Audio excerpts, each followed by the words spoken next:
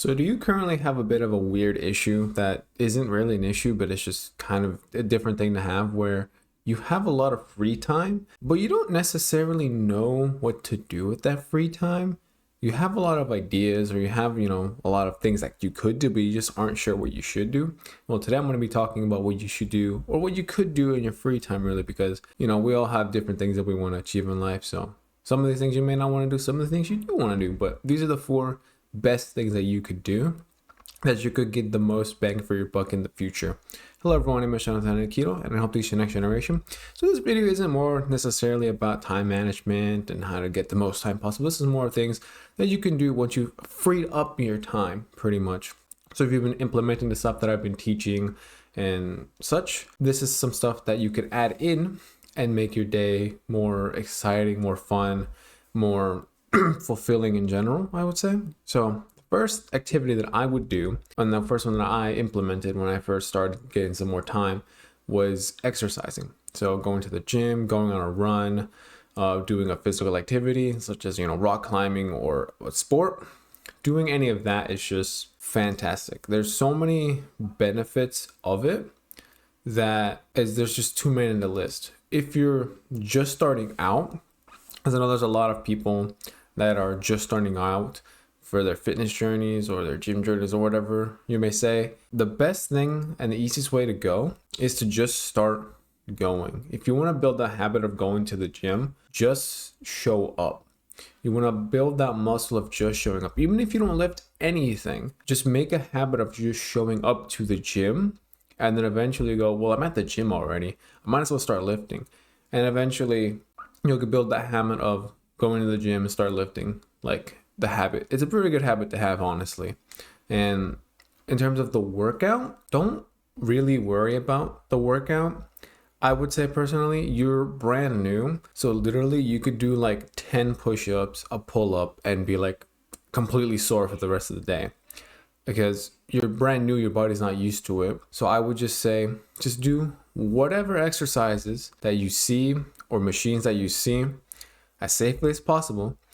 And to kind of help with this is to kind of lift the lighter weights. So like 5, 10, 15 reps, nothing crazy.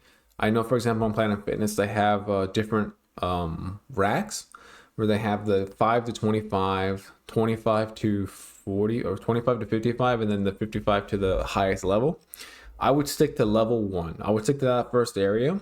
Don't ever go past that line until you actually get more experience in the gym. You just stick with that. You'll make great progress for a while, because I was in that level for a couple of months, and then I finally started going up in the weight ranks, as I will call it.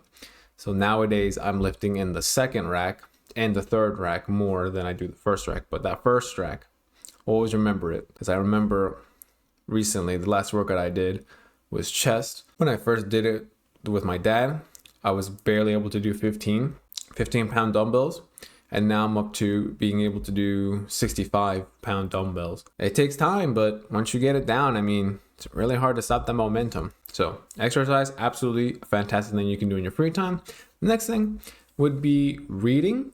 Now, reading is a bit subjective. Some people may not want to do it. Some people prefer audiobooks. Some people prefer, visual learning. But I feel like reading, I've learned more with reading books than I ever really did in university. And it's a fraction of the price. And that's just, I guess, my hot take personally. I felt like my time in college was a bit of a waste.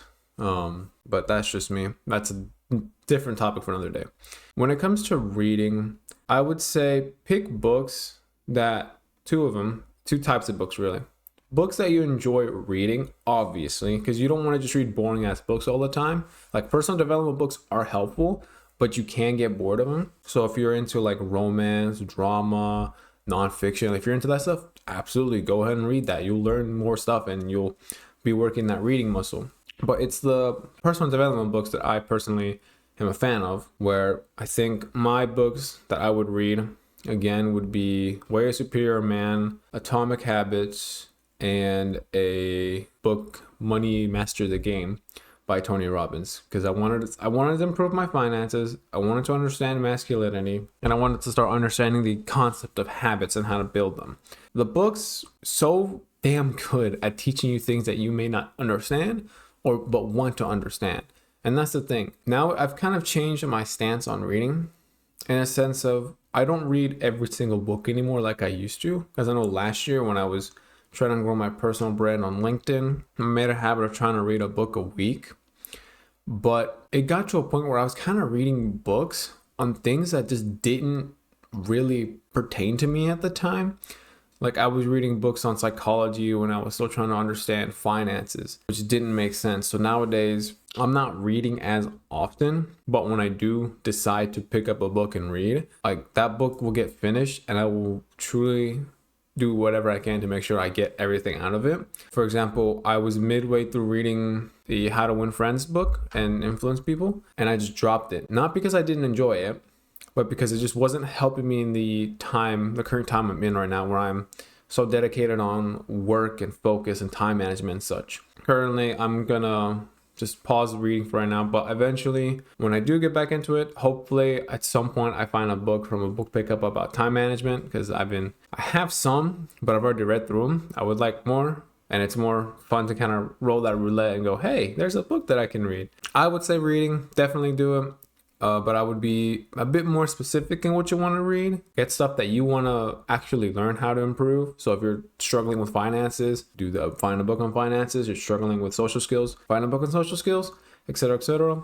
And you can also find books that you're interested in reading in terms of the genre you're interested in reading in. Next one, and this is the one I still fail to like truly do all the time, is meditation. When I did it consistently, I noticed a big difference in myself in terms of being more calm, being more aware, and having more dedicated focus and having a higher ability to do so. But you don't have to do it for a long time. I only do meditation for around 10 minutes. There's an app called Medito that I personally use where you set, I think, a timer and you just close your eyes. You take deep breaths for 10 minutes, breathing in, breathing out. And that's it. It's very easy. A lot of us don't do it, but this is a pretty good habit to build. I'm personally trying to start rebuilding this one again because this one is so goddamn good and so underrated, because a mundane one, I guess you could say, it's not as exciting as reading or exercise. You're just closing your eyes and you're just breathing, but it's so goddamn helpful from what I've experienced, honestly. And when I have meditated recently, I definitely feel more relaxed. There's less stress on me. So, probably after this, I'm going to go ahead and meditate because, goddamn, meditation is awesome. And the last thing, actually, to pursue a passion or pursue a hobby. A hobby and passion, those things drive us to be better, drive us to do things that we want to enjoy, do things that we love. And for me, my hobby at the time, 10 years ago, was Taekwondo. And I've been doing Taekwondo for 11 years now. I think 11 years at this point. And it has brought a lot of personal fulfillment because it was a sport that I thoroughly enjoyed and I'm good at. I also did cross country around the same time, but I just wasn't as emotionally invested into cross country as I was into Taekwondo. And I bring it up because when you have a hobby, eventually what could happen is you could eventually get to a point where you could get monetary, opportunities from it or income opportunities from it. Because that's what happened with me, where I got good. I got the first degree black belt. Then I became an instructor, and then I ran the damn place as well. And then I did the same for another school. So a passion or a hobby, if you would like it to, it can create another secondary income stream. But it doesn't have to, but it is an option. But just having something that you dedicate your time, effort, and emotional investment into is awesome, man. It's beautiful, whether that's painting, whether it's any form of art, whether it's music, anything along those lines, like it is awesome. I honestly might re-pick up, guitar, because I used to play guitar a couple of years ago, but I stopped because I kind of dropped off from doing all that. I think I might have been 17 or 18, and I think I was gearing up for college, and I was like, I'm not playing guitar as much anymore. But now I do want to play an instrument again. I freaking love the guitar, so I'll probably pick that back up. So in conclusion, these 4 things are probably the best things that you could do for whether it's personal fulfillment, personal improvement, feeling more relaxed, stress reduction. There's a lot of different things that these all do. Even doing just one just dramatically increases how much better your days get. And I mean, I don't do all of them right now, but if you do them all, you have a lot more to look forward to, because you have so many different things that you can do.